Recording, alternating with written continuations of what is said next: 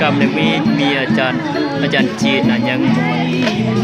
อาจารย์ยางเนาะอาจารย์ยางอาจารย์กัวเย็นหงเนาะอาจารย์ยางเรายางวันเฉินอาจารย์กัวมีอาจารย์หลิววันเฉียอาจารย์สมศักดิ์ก็มาเนาะแล้วก็อาจารย์ผู้ที่กำลังนี่อาจารย์เฉลิมชื่อ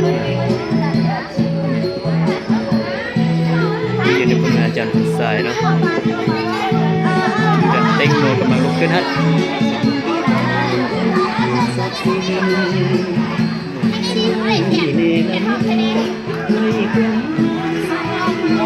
อาจารย์ซอยเป็นกำลังให้นักเรียนอาจารย์ประกอบคำคิดคำเห็นเราภาษาจีนเรียกว่าเถาเที่ยว